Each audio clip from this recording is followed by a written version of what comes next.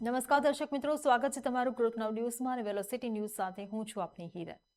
અમદાવાદમાં ભગવાન જગન્નાથજીની 149મી ભવ્ય રથયાત્રાની હવે ગણતરીના દિવસો બાકી છે, ત્યારે શહેર પોલીસ દ્વારા સુરક્ષાને લઈને વ્યાપક તૈયારીઓ શરૂ કરવામાં આવી છે। રથયાત્રાના સમગ્ર રૂટ પર આધુનિક 100થી વધુ ઈવી બાઇક દ્વારા પોલીસ અધિકારીઓ અને જવાનો સતત પેટ્રોલિંગ કરી રહ્યા છે।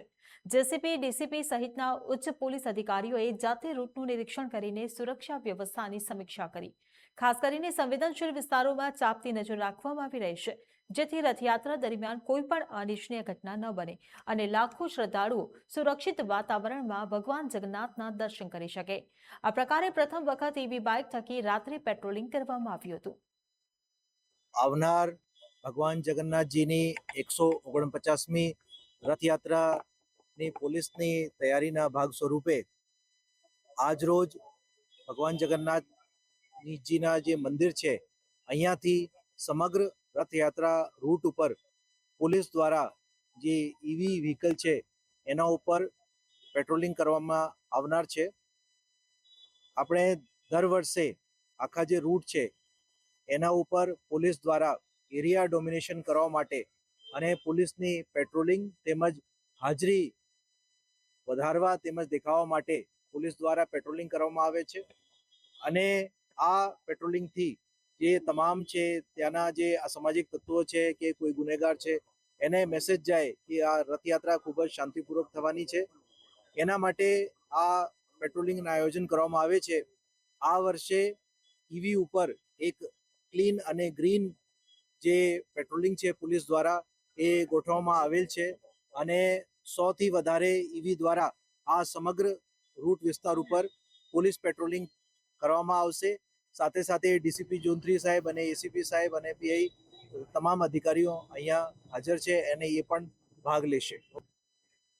જામનગરમાં ખેડૂતોના મુદ્દે કોંગ્રેસે ઉગ્ર વિરોધ પ્રદર્શન કર્યું છે। તાલુકા કોંગ્રેસના આગેવાનો અને કાર્યકરોએ 7 રસ્તા સર્કલથી કલેક્ટર કચેરી સુધી રેલી યોજી ખેડૂતોને યોગ્ય વળતર આપવાની માંગ ઉઠાવી હતી। જો કે રેલી દરમિયાન ઓશવાળ સેન્ટર પાસે રસ્તો ચક્કાજામ કરવાનો પ્રયાસ થતા પોલીસે તાત્કાલિક કાર્યવાહી કરી હતી। પોલીસે જામનગર જિલ્લા કોંગ્રેસ પ્રમુખ મનોજ કથિરિયા, તાલુકા કોંગ્રેસ પ્રમુખ ઇકબાલભાઈ સુમરા સહિત 15થી વધુ આગેવાનો અને કાર્યકરોની અટકાયત કરી હતી। કોંગ્રેસનો આક્ષેપ છે કે ખેડૂતોના ખેતરોમાં વીજપોલ ઊભા કરવામાં આવી રહ્યા છે, પરંતુ તેના બદલામાં યોગ્ય વળતર આપવામાં આવતું નથી। આ સમગ્ર ઘટનાને લઈને વિસ્તારમાં થોડા સમય માટે તંગદિલીનો માહોલ સર્જાયો હતો। ખેડૂતોના સંદર્ભમાં વર્તમાન સમયમાં બીજેપી સરકાર ખેડૂતોના ખેતરોમાં થાંભલા ઊભા કરી અને પ્રાઇવેટ કંપનીઓને જે પ્રોત્સાહન આપી રહી છે અને ખેડૂતોની જમીન, જે નાના ખેડૂતો છે 2-5 વીઘાના અને એની જમીન છીનવાઈ જાય તો આજીવન રોજીરોટી એની પાસેથી છીનવાઈ જાય, એ ન છીનવાય એના સંદર્ભમાં અમે આજે કલેક્ટરને આવેદન આપીએ છીએ કે કાં તો ખેડૂતોને પૂરતું વળતર આપવામાં આવે, કાં તો ખેતરમાં જે થાંભલો ખોડવામાં આવે છે એનું ભાડું આપવામાં આવે, જેથી કરી ખેડૂત આજીવન એનું પરિવારનું ગુજરાન ચલાવી શકે। એ રજૂઆત કરી અને આજે સખત પર સખત કોંગ્રેસ દ્વારા આ વીજ કંપનીઓનો વિરોધ કરવામાં આવી રહ્યો છે। કિસાન કોંગ્રેસ અને અસરગ્રસ્ત તથા તમામ ખેડૂતોને કોંગ્રેસના મિત્રોને સાથે રાખી અને આજે જિલ્લા સમાહર્તા કલેક્ટર સાહેબના આવેદનપત્રો અમે આપવા જઈ રહ્યા છીએ। જે ખેડૂતોના જમીનમાં મંજૂરી વગર પોલીસને સાથે રાખી અને આ તાનાશાહી સરકાર વીજ કંપનીને સાથ અને સહકાર આપી અને ખેડૂતોને બહુ મોટું નુકસાન કરી રહી છે। અદાણી જેવી કંપની હોય જેના એરપોર્ટમાં આપણે બધાને સર્વેને યાદ છે, સર્વેને ખબર છે કે એરપોર્ટ ઉપર આપણે ગાડી રાખવા માટે કલાકના 125 રૂપિયા ચૂકવવા પડે છે, ત્યારે આ ખેડૂતોની જમીન, અમૂલ્ય જમીનમાં આ થાંભલો ખોદી ખેડૂતોની જમીનને સાવ નિર્મૂલ્ય કરી નાખે છે। તો એના વળતર રૂપે અથવા 50,000 રૂપિયા મહિને ભાડું અથવા 2 કરોડનું વળતર અથવા જે આની જે કિંમત છે, બજાર કિંમત છે, એની 4 ગણી રકમ આ અસરગ્રસ્ત ખેડૂતોને ચૂકવવામાં આવે એવી માંગણી સાથે આ કાર્યક્રમ યોજવામાં આવ્યો છે। ખેડા જિલ્લામાં વધુ મુસાફરો ભરેલી પેસેન્જર રિક્ષાની બેદરકારીનો ચોંકાવનારો કિસ્સો સામે આવ્યો છે। ડાકોરથી લાડવેલ તરફ જતા માર્ગ પર ક્ષમતા કરતાં વધુ મુસાફરો બેસાડવામાં આવતા એક વૃદ્ધ ચાલતી રિક્ષામાંથી રોડ પર પટકાયા હતા। અકસ્માતમાં વૃદ્ધને માથા અને પગના ભાગે ઈજાઓ પહોંચી હતી। આ ઘટના બાદ ત્યાંથી પસાર થઈ રહેલા કાર ચાલકે રિક્ષા ચાલકને બેદરકારી બદલ ઠપકો આપ્યો હતો। મહત્વનું એ છે કે પેસેન્જર રિક્ષાઓમાં નિયમોનો ભંગ કરીને વધુ મુસાફરો બેસાડવામાં આવતા હોવા છતાં ટ્રાફિક પોલીસ અને આરટીઓ દ્વારા અસરકારક કાર્યવાહી ન થતા અનેકો સવાલો ઊભા થયા છે. ખેડાના કપડવંજમાં ફટાકડા ફેક્ટરી બ્લાસ્ટ કેસમાં તપાસ દરમિયાન મોટા ખુલાસા સામે આવ્યા છે. એફએસએલના પ્રાથમિક રિપોર્ટમાં ફેક્ટરીમાંથી લેવાયેલા નમૂનાઓમાં પોટેશિયમ નાઇટ્રેટ, સેલ્યુલોઝ નાઇટ્રેટ અને ઇથાઇલ એસિટેટ જેવા રસાયણોની હાજરીની પુષ્ટિ થઈ છે, જેનો ઉપયોગ ભારે વિસ્ફોટક સામગ્રી તૈયાર કરવામાં થતો હોવાનું સામે આવ્યું છે. તો બીજી તરફ કેસની તપાસ હવે ખેડા એસઓજીએ હાથ ધરી છે. ઇજાગ્રસ્તો અને બચી ગયેલા કર્મચારીઓની પૂછપરછ શરૂ કરવામાં આવી છે, જ્યારે ફેક્ટરી સંચાલક અને મુખ્ય આરોપી મિતુલ પટેલ હજુ પણ ફરાર છે. આરોપીને ઝડપી પાડવા માટે એસઓજીએ અમદાવાદના ઈસનપુર સ્થિત તેના નિવાસ સ્થાને તપાસ હાથ ધરી છે અને ટેકનિકલ સર્વેલન્સ તેમજ હ્યુમન ઇન્ટેલિજન્સની મદદથી તપાસનો ધમધમાટ તેજ કર્યો છે. રાજકોટના જંગલેશ્વર ડિમોલિશન ખર્ચને લઈને રાજકારણ ગરમાયું છે.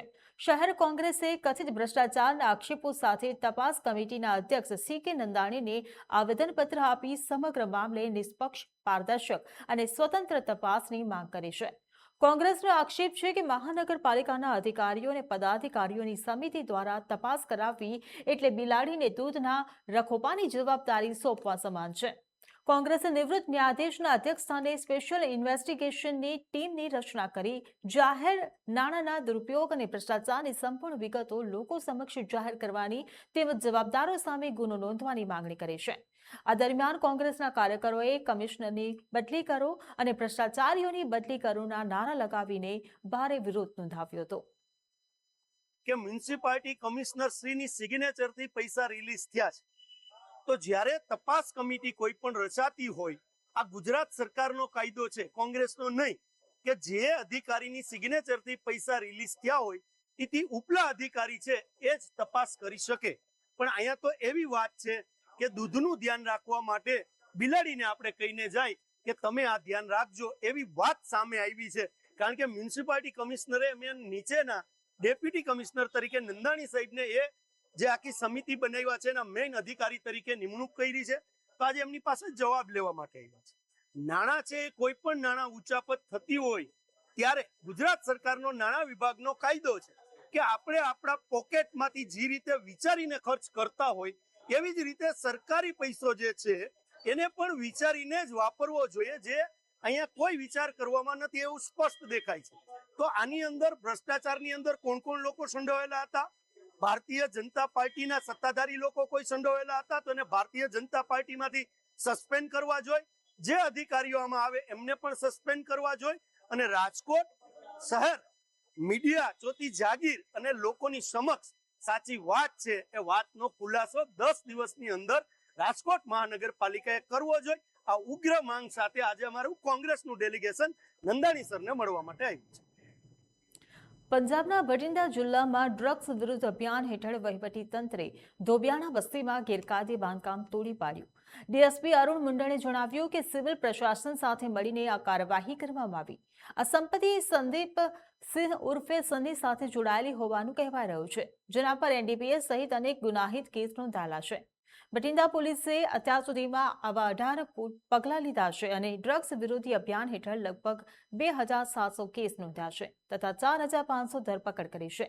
અધિકારીઓએ જણાવ્યું છે કે આ કાર્યવાહી ડ્રગ્સ નેટવર્ક સામે કડક સંદેશ આપે છે.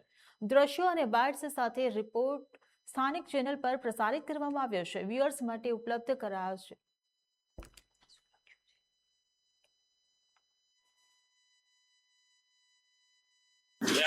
जो आज हम यहाँ धोबियाना बस्ती आए हैं सिविल प्रशासन के साथ, उनके द्वारा हमसे पुलिस इमदाद की जो मांग की गई थी, जो यहाँ पे एक नजायज उसारी का उनके द्वारा कब्जा लिया जाना था। इसमें ये बताने वाली बात है कि यहाँ पे जो इस घर के बाशिंदा संदीप सिंह एलियस सनी है, उसके खिलाफ पहले 4 मुकदमे दर्ज है, जिनमें से 2 एनडीपीएस के अधीन है, एक चोरी का है और एक लड़ाई झगड़े का है। जो ये कार्रवाई ऐसी कार्रवाइयाँ पहले भी की गई हैं, 18 के करीब यहाँ पे टोटल कार्रवाई बठिंडा में अभी तक की जा चुकी है। और युद्ध नशा विरुद्ध जो पंजाब सरकार का चल रहा है, इसके अधीन अब तक 2700 के करीब एफआईआर और 3900 के करीब जो हैं अरेस्ट जो एनडीपीएस के अधीन है की जा चुकी है। રાજકોટમાં આરોગ્ય વિભાગે ખાણીપીણીના ધંધાર્થીઓ સામે મોટી કાર્યવાહી હાથ ધરી છે. શહેરની Tulsi bakery, Krishna restaurant, Patel sweet અને પટેલ વિજય સ્વીટ એન્ડ નમકીન સહિત 4 પેઢીઓમાં દરોડા પાડતા 500 કિલોથી વધુ અખાદ્ય અને વાસી ખાદ્ય સામગ્રી મળી આવી હતી. તપાસ દરમિયાન વાસી લોટ અને અન્ય બિન આરોગ્યપ્રદ ખાદ્ય વસ્તુઓ મળી આવતા આરોગ્ય વિભાગે 4 પેઢીઓને સીલ કરી દીધી છે. આ સાથે જવાબદાર સંચાલકો સામે દંડાત્મક કાર્યવાહી કરીને 10,000 રૂપિયાથી વધુનો દંડ પણ ફટકારવામાં આવ્યો છે. આરોગ્ય વિભાગે લોકોને શુદ્ધ અને સુરક્ષિત ખોરાક મળી રહે તે માટે આવી તપાસ આગળ પણ ચાલુ રાખવાની વાત કરી છે. ખેડાના વડતાલ ધામમાં ગોમતી તીરે આવેલા શ્રી હરિકૃષ્ણ કોમ્પ્લેક્સ ખાતે પ્રથમ ઇલેક્ટ્રિક વાહન ચાર્જિંગ સ્ટેશનનું લોકાર્પણ કરવામાં આવ્યું છે. વડતાલ મંદિરના ચેરમેન ડોક્ટર સંત વલ્લભદાસજી સ્વામી અને મુખ્ય કોઠારી દેવપ્રકાશદાસજી સ્વામીના વરદ હસ્તે ચાર્જિંગ સ્ટેશનનો શુભારંભ કરવામાં આવ્યો હતો. આ પ્રસંગે ચેરમેન ડોક્ટર સંત વલ્લભદાસજી સ્વામીએ જણાવ્યું હતું કે વાયુ પ્રદૂષણ સતત વધી રહ્યું છે અને પેટ્રોલ ડીઝલના ભાવમાં પણ સતત વધારો થઈ રહ્યો છે. આવી સ્થિતિમાં કેન્દ્ર અને રાજ્ય સરકાર ઇલેક્ટ્રિક વાહનોના ઉપયોગને પ્રોત્સાહન આપી રહી છે તેમજ રાજ્યભરમાં ઈવી ચાર્જિંગ સ્ટેશનનું નેટવર્ક વિકસાવી રહી છે. સરકારના આ અભિયાનને વધુ વેગ આપવા માટે વડતાલ સ્વામિનારાયણ સંસ્થાને પણ આ પહેલ કરી છે. ગોમતી કિનારે આવેલા શ્રી હરિકૃષ્ણ કોમ્પ્લેક્સ ખાતે શરૂ કરાયેલું આ ચાર્જિંગ સ્ટેશન ઇલેક્ટ્રિક વાહન ચાલકો માટે ઉપયોગી બનશે અને સ્વચ્છ તેમજ હરિત ઉર્જાના ઉપયોગને પ્રોત્સાહન આપશે. આ કાર્યક્રમમાં વડતાલ શ્રી સ્વામિનારાયણ જનરલ હોસ્પિટલના ટ્રસ્ટી કાંતિભાઈ રાખોલિયા, વડતાલ ટેમ્પલ બોર્ડના ટ્રસ્ટી સંજયભાઈ પટેલ, હરિનગર મંદિરના કોઠારી પ્રિયદર્શન સ્વામી સહિત મોટી સંખ્યામાં હરિભક્તો અને આગેવાનો ઉપસ્થિત રહ્યા હતા. વડતાલ ધામની આ પહેલ માત્ર આધુનિક સુવિધાનો ઉમેરો નથી પરંતુ પર્યાવરણ પ્રત્યેની જવાબદારી નિભાવવાનો પણ એક પ્રયાસ છે. ઇલેક્ટ્રિક વાહનોને પ્રોત્સાહન આપતી આ સુવિધા આગામી સમયમાં શ્રદ્ધાળુઓ અને વાહન ચાલકો માટે લાભદાયી બનશે. ખેડા જિલ્લામાં ચોમાસું મોડું પડતા હવે તેની અસર શિક્ષણ વ્યવસ્થા પર પણ જોવા મળી રહી છે. અસહ્ય ગરમી અને ઉકળાટ વચ્ચે પ્રાથમિક શાળાઓનો સમય બપોરનો થવાનો હોવાથી શિક્ષકો અને વાલીઓમાં ચિંતા વ્યાપી છે. ત્યારે ખેડા જિલ્લા પ્રાથમિક શિક્ષક સંઘે શાળાઓનો સમય યથાવત સવારનો જ રાખવાની માંગણી કરી છે. ખેડા જિલ્લા પ્રાથમિક શિક્ષક સંઘે રાજ્ય પ્રાથમિક શિક્ષક સંઘને લેખિત રજૂઆત કરીને શાળાનો સમય સવારનો જ રાખવાની માંગણી કરી છે. હાલ 1 એપ્રિલથી પ્રાથમિક શાળાઓ સવારના સમયમાં ચાલી રહેશે, જેનો સમયગાળો 30 જૂને પૂર્ણ થઈ રહ્યો છે. નિયમ મુજબ 1 જુલાઈથી શાળાઓનો સમય ફરી બપોરનો થવાનો છે. શિક્ષક સંઘનું કહેવું છે કે બપોરના સમયે અસહ્ય ગરમી બાળકોના આરોગ્ય પર ગંભીર અસર કરી શકે છે. તેથી વિદ્યાર્થીઓના આરોગ્ય અને સલામતીને ધ્યાનમાં રાખીને શાળાનો સમય સવારનો જ યથાવત રાખવો જોઈએ. આ મુદ્દે વાલીઓમાં પણ ચિંતાનો માહોલ જોવા મળી રહ્યો છે. તેઓ પણ ભીષણ ગરમીમાં બાળકોને બપોરે શાળાએ મોકલવાને લઈને ચિંતા વ્યક્ત કરી રહ્યા છે. અંકલેશ્વર શહેર એ ડિવિઝન પોલીસે બાતમીના આધારે કાર્યવાહી કરતા એમડી ડ્રગ્સ સાથે 3 આરોપીઓને ઝડપી પાડ્યા છે. પોલીસે આરોપીઓના કબજામાંથી અંદાજે ₹3,63,760ની કિંમતનું એમડી ડ્રગ્સ જપ્ત કર્યું છે. ડ્રગ્સ ઉપરાંત અન્ય જરૂરી મુદ્દામાલ પણ કબજે કરીને તપાસ માટે મોકલવામાં આવ્યો છે. પોલીસે 3 આરોપીઓની ધરપકડ કરીને તેમની પૂછપરછ શરૂ કરી છે. પ્રાથમિક તપાસમાં ડ્રગ્સ ક્યાંથી લાવવામાં આવ્યું હતું અને કોને સપ્લાય કરવાનું હતું તે દિશામાં તપાસનો ધમધમાટ શરૂ કરવામાં આવ્યો છે. આ સમગ્ર કેસમાં અન્ય કોઈ વ્યક્તિની સંડોવણી છે કે કેમ અને ડ્રગ્સના નેટવર્કની કડીઓ ક્યાં સુધી જોડાયેલી છે તે અંગે પણ પોલીસે ઊંડાણપૂર્વક તપાસ હાથ ધરી છે. અંકલેશ્વર પોલીસની આ કાર્યવાહીથી ડ્રગ્સના ગેરકાયદેસર વેપાર સાથે સંકળાયેલા તત્વોમાં ભારે ફફડાટ ફેલાયો છે. હવે તપાસમાં આ રેકેટના વધુ તાર બહાર આવે છે કે નહીં તેના પર સૌ કોઈની નજર મંડાયેલી છે. આંતરરાષ્ટ્રીય સૌંદર્ય સ્પર્ધામાં ટ્રાન્સજેન્ડર મોડેલ રાજીના ગણેશનને રનરઅપનું સ્થાન મેળવી દેશનું નામ રોશન કર્યું છે. સ્પર્ધામાં વિવિધ દેશોની સ્પર્ધકો વચ્ચે કઠિન સ્પર્ધા જોવા મળી હતી. રાજનાની આત્મવિશ્વાસભરી રેમ્પ વોક અને અનોખી પ્રસ્તુતિએ જજોને પ્રભાવિત કર્યા હતા. આ કાર્યક્રમ દરમિયાન તેના વિશેષ વિઝ્યુઅલ્સ અને સાઉન્ડ બાઇટ પણ સોશિયલ મીડિયા પર વાયરલ થઈ રહ્યા છે. આ જીત બાદ રાજનાએ કહ્યું કે આ સફળતા સમાનતા અને સ્વીકાર તરફનું મોટું પગલું છે. આયોજકો અને દર્શકોએ પણ તેની કામગીરીની પ્રશંસા કરી હતી. આ સ્પર્ધા ભારત માટે ગૌરવનો ક્ષણ બની રહી છે અને આગામી પેઢીને પ્રેરણા આપી રહી છે. સોશિયલ મીડિયા પર વ્યાપક ચર્ચા પણ થઈ રહી છે. ભોજપુર જિલ્લાના શાહપુર પ્રખંડના બિલોટી ગામમાં પોલીસ એન્કાઉન્ટરમાં માર્યા ગયેલા ભરત તિવારીના શ્રાદ્ધ પ્રસંગે ગામમાં મોટી સંખ્યામાં લોકો એકત્રિત થઈ રહ્યા છે. આયોજકોના જણાવ્યા મુજબ અખંડ પૂજા સાથે અંદાજે 15,000 લોકો માટે પ્રસાદની વ્યવસ્થા કરવામાં આવી છે. એન્કાઉન્ટરને 14 દિવસ વીતી ગયા છતાં મામલો સતત ચર્ચામાં છે. પરિવારજનો અને સ્થાનિક લોકો ન્યાયની માંગ સાથે વિરોધ ચાલુ રાખી રહ્યા છે, જ્યારે પ્રશાસન તપાસ પ્રક્રિયા આગળ ધપાવી રહ્યું છે. ગ્રામજનોએ ચેતવણી આપી છે કે જો તેમની આ માંગણીઓ સ્વીકારવામાં નહીં આવે તો 5,000 ટ્રેક્ટરો સાથે બિહાર વિધાનસભાનો ઘેરાવ કરી ઉગ્ર આંદોલન શરૂ કરવામાં આવશે. कि आपको मतलब कोई ऐसा जगह नहीं है कि वो नहीं आएंगे लोग कह के गए हैं और उधर से भी बोल रहे हैं कि नहीं हम आएंगे, आप धीरज रखिए. तो भाई अब तो भंडारा की कर रहे हैं तो लोग आइए करेंगे. यहाँ तक कि नेपाल के तरफ का लोग आ रहे हैं, जो बॉर्डर नहीं होता है नेपाल का, कहाँ कहाँ से आ रहे हैं.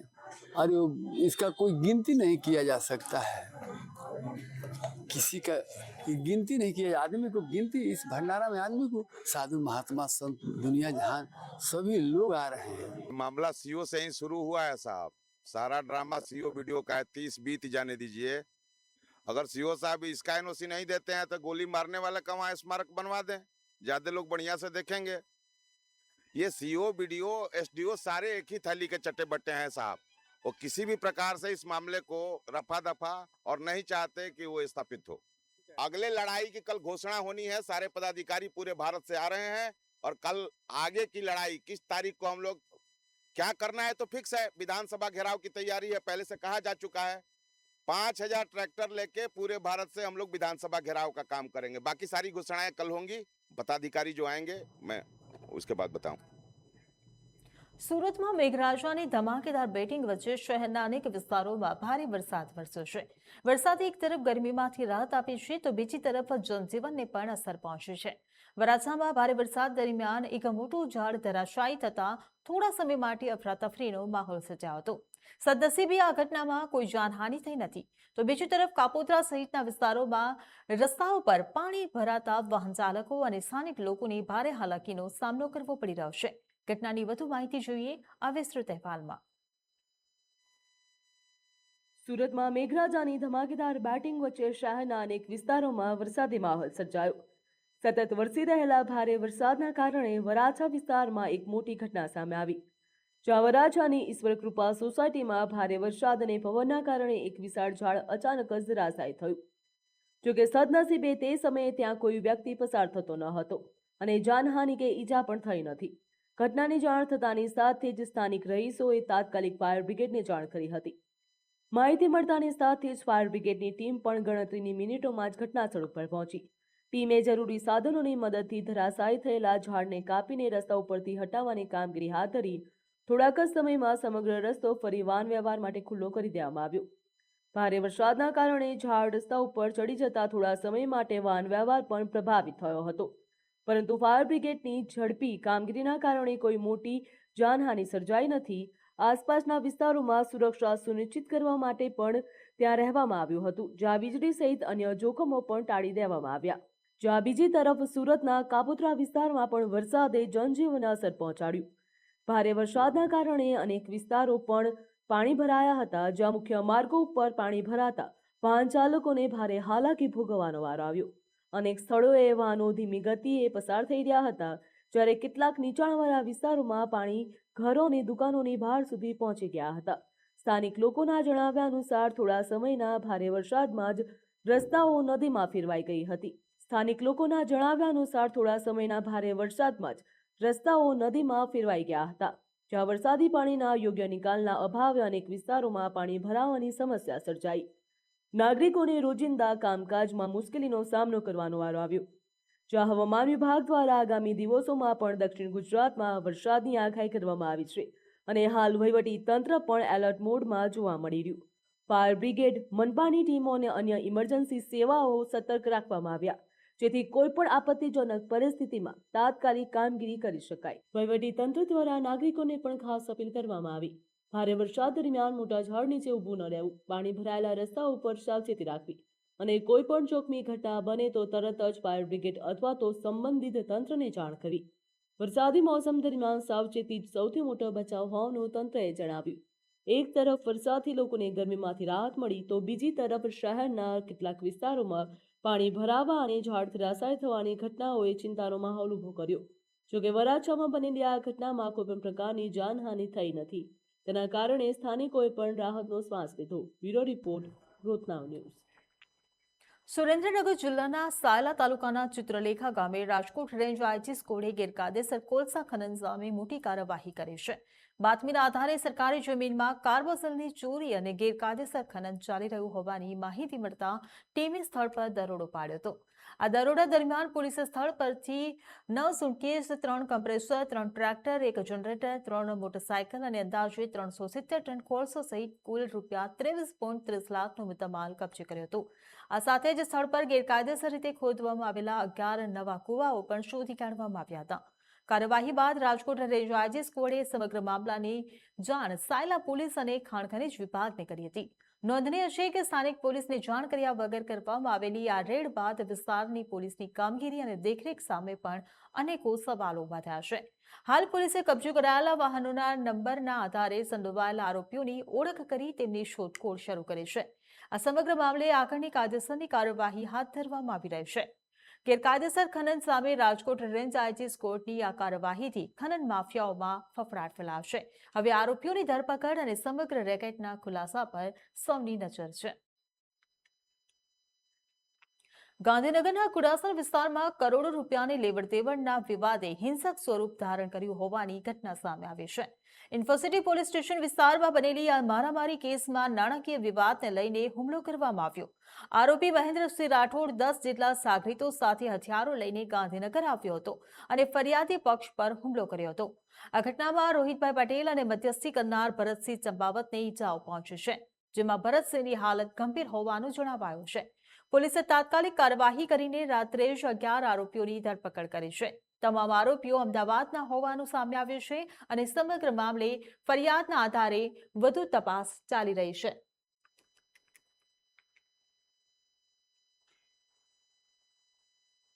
ગઈકાલે ઇન્ફોસિટી પોલીસ સ્ટેશન વિસ્તારના કુડાસણ વિસ્તારમાં લેન્ડમાર્ક એવન્યુ પાસે એક મારામારીનો બનાવ બનેલો હતો.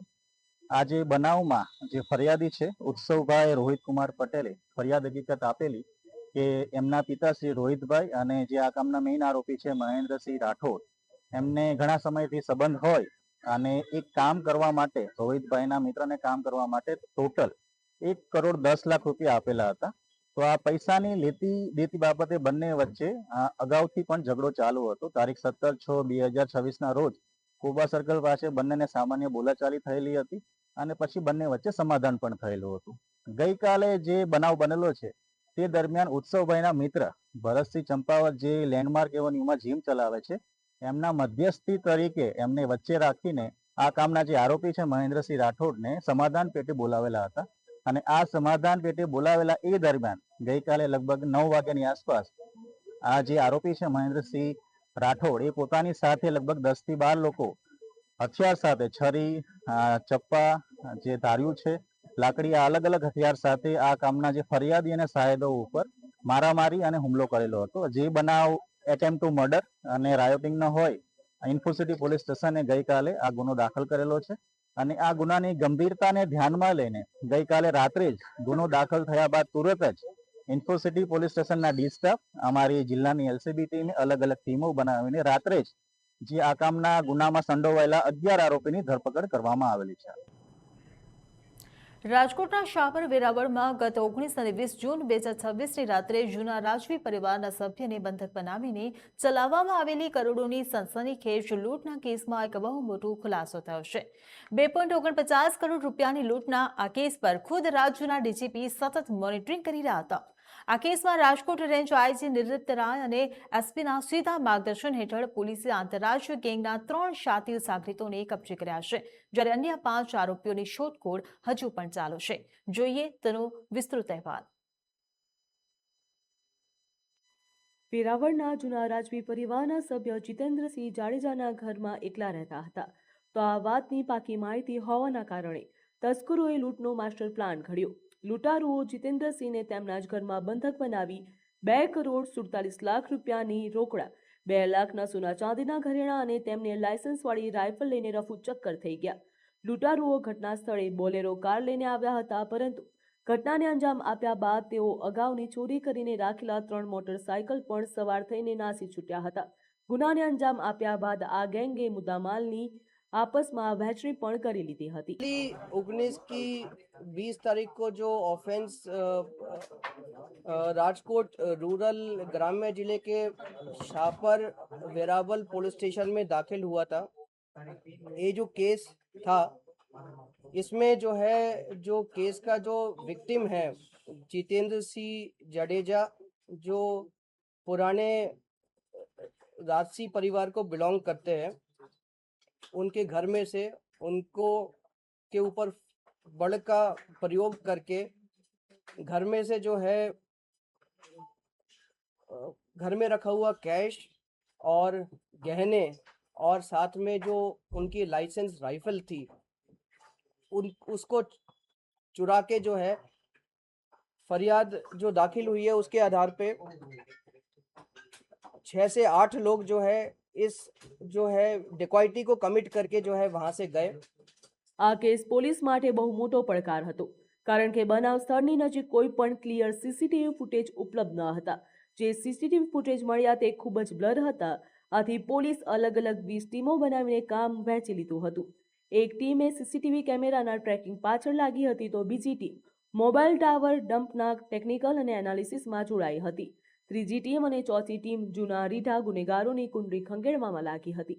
આ દરમિયાન એરપોર્ટ પોલીસ સ્ટેશન વિસ્તારમાં પોલીસે ડ્રોન કેમેરાની મદદથી તપાસ કરી, જ્યાં લૂંટારુઓએ ત્યજી દીધેલી ચોરીની મોટરસાયકલો બિનવારસી હાલતમાં મળી આવી. આ ચોક્કસ લોકેશન ઉપરથી પોલીસે જ્યારે મોબાઈલ ટાવર ડમ્પ ચેક કર્યા, ત્યારે કેટલાક શંકાસ્પદ નંબરો પણ મળી આવ્યા હતા, જેનાથી ગુનેગારોના સગડ મળ્યા અને તેમજ પોલીસની ટીમોએ તરત જ દાહોદ, ગોધરા, મધ્યપ્રદેશ, રાજસ્થાન અને બિહારના વિસ્તારોમાં દરોડા પાડ્યા હતા અને મધ્યપ્રદેશના तेजोरिया गांव नजीक थी 3 आरोपियों ने दबोची लिया. डिटेक्शन के लिए जो है एसपी राजकोट रूरल ने 20 जितनी टीम्स बनाई थी, जिनका जो है अलग अलग काम था. कुछ लोग जो है आरोपी किस रूट से जो है भागे थे उस पूरे रूट के ऊपर से सीसीटीवी फुटेजेस कलेक्ट करते थे. कुछ टीम जो है आरोपी सीन ऑफ क्राइम तक किस तरीके से आए थे उसके लिए सीसीटीवी फुटेज कलेक्ट करते थे. और जो है इसके अलावा जो है टेक्निकल जो हमारी डिटेल्स होती है, जैसे टावर डंप है या आईपीडीआर एनालिसिस है, वो जो है राजकोट ग्राम्य की एलसीबी की जो टेक्निकल टीम्स थी उन्होंने जो है वो सारी इंफॉर्मेशन कलेक्ट करी और इसके बेसिस पे जो है सबको कंबाइन करके ये गुना डिटेक्ट हुआ. अभी तक जो है राजकोट ग्राम्य पुलिस ने जो है 3 आरोपी पकड़े हैं. પોલીસે આ ત્રણેય આરોપીઓ પાસેથી 43,18,000 રૂપિયા રોકડા, 21,22,000ના ઘરેણા, લૂંટાયેલી રાઇફલ, બોલેરો કાર અને હથિયારો સહિત કુલ 76,86,000નો મુદ્દામાલ રિકવર કર્યો. આ પકડાયેલા આરોપીઓ સામાન્ય ચોર નથી, પરંતુ આંતરરાજ્ય ગેંગના રીઢા ગુનેગારો છે. બંસિંગ ઉર્ફે બન્ના હેમરાજ સિંગાડ, એમપીના જાંબુવા અને આજમેરા લૂંટ તેમજ લૂંટની કોશિશના 2 ગંભીર ગુનામાં નોંધાઈ ચૂકેલા છે. आरोपी जो 3 पकड़ाए तो आरोपी के खुद उनके पास जो शेयरिंग का मुद्दा माल आया उसमें जो है कुल 43,18,500 रुपये जो है पुलिस ने रिकवर किए हैं. उसके सिवाय जो जितने भी गहने जो ओरिजिनल जो है घर में से गए थे वो सारे गहने जो है रिकवर हुए हैं.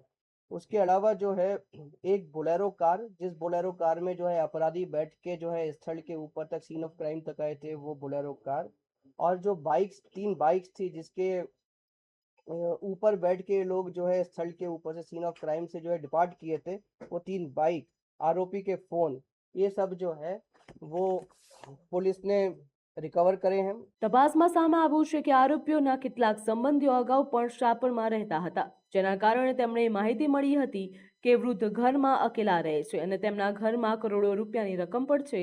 આ ગેંગે પ્રોપર રેકી કરી હતી અને લૂંટને અંજામ આપ્યો.